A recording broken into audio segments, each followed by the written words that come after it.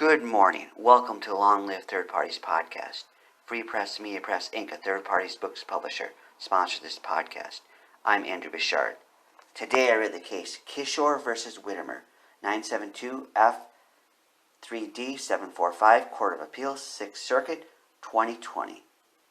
Friends, today we're going to go to Michigan and talk about third parties advancing their rights. So for those of you who find excitement in that, come with me. This case involved the party known as the Socialist Equality Party. Have any of you out there voted for the Socialist Equality Party? Let me know. I'd love to hear about your experiences voting for them. I've not voted for the Socialist Equality Party, but I would consider doing that in some time. I did vote for the Socialist Workers' Party once, so I'm definitely willing to vote for a socialist. So what happened here, friends? What happened here? Let's read from the record. It says, quote, Joseph Tanneru Kishore and Norissa Santa Cruz seek to have their names placed on the Michigan ballot as candidates for president and vice president, respectively, without complying with the state's ballot access laws. They contend that the ballot access requirements, as applied, are unconstitutionally burdensome under the First and 14th Amendments to the United States Constitution when enforced alongside with Michigan's orders restricting in-person gatherings during the COVID-19 pandemic.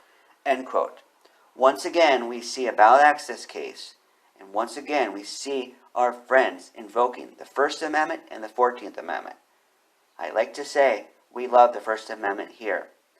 Free Press Media Press Inc. has a mission to advance the First Amendment, and we also love to advance third parties. So few things in life are more beautiful than when you combine the First Amendment and third parties. The 14th Amendment rocks too, so we salute them for invoking that. What did the court think of this? They say, quote, in normal circumstances, Kishore and Santa Cruz would have to obtain at least 30,000 valid signatures of registered voters. Michigan comp laws, with at least 100 signatures from registered voters in at least one half of the 14th congressional districts in Michigan. Michigan comp laws. However, a district court in Michigan permanently enjoined the state from enforcing these signature requirements against independent candidates. The district court in Graveline ordered as an interim measure that the signature requirements for independent candidates be reduced to 12,000. End quote. 30,000, my friends. That sounds high. That would be quite the feat to meet that. 12,000 is high enough. 30,000. Wow. This course, the case talks about COVID-19 and how that affects things. They talk about the stay-at-home order the governor issued in that state and how that affects signature gathering.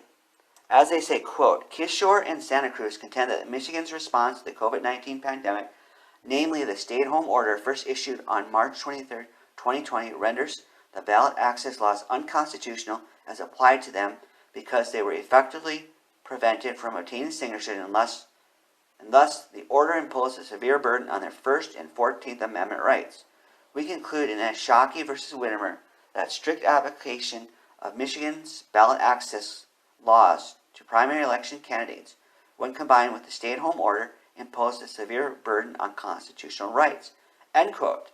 So far, in looking at these cases, I'm not seeing many victories for our side. In that case, they're talking about Shockey versus Whitmer. They do say they gave some concessions to our side. So that is something to celebrate. So do they find that reasoning persuasive here? Do you think they would? Do you think it's persuasive? Let's see what they said. They say, quote, the burdens in this case are material less than those in Shockey. Significantly, the timing for gathering signatures was different. We held that there was a severe burden because Michigan's stay-at-home order remained in effect through the deadline to submit ballot access petitions, effectively excluding all candidates who did not already satisfy the signature requirements and predicted a shutdown. But here, Kishore and Santa Cruz had the opportunity to gather signatures from January 18th to March 23rd before the stay-at-home order went into effect, and then the renewed opportunity in early June when the order was lifted. Although these are not normal times, we still consider all opportunities these parties had to exercise their rights. End quote. Have you ever gathered signatures before? I did when I ran for office. Fortunately, it was nothing like 30,000. So it is a hassle, and I cannot imagine the hassle of getting 30,000. So do you think that the state was right to do this? I bet you don't, because you're a third-party fan listening to this podcast. But you might say, not everything our side says is right. So what do you think? They have a strong argument here in my book in regards to invoking the COVID-19 pandemic, because certainly that changes things in election campaigning. They say the following quote, "But plaintiffs were free to obtain signatures in person from the time they announced their campaign in January until the stay-at-home orders were issued on March 23rd, and they were free to gather signatures starting on June 1st when the orders were lifted. They made the conscious choice not to do so, although their decision was quite understandable. We cannot hold private citizens' decisions to stay home for their own safety against the state." End quote. They are talking about in this trial how the Socialist Equality Party decided to stop some of their campaigning because they didn't want their staff to get the virus. That is laudable, if you ask me. So good job for you people with the Socialist Equality Party. They also say in this case, quote, "To be sure, obtaining signatures might well be more difficult now than it would be in normal circumstances, but just because procuring signatures is now harder, largely because of a disease beyond the control of the state, doesn't mean that plaintiffs are excluded from the ballot." End quote. What do you think about that? Would you have viewed this differently if you were in their shoes?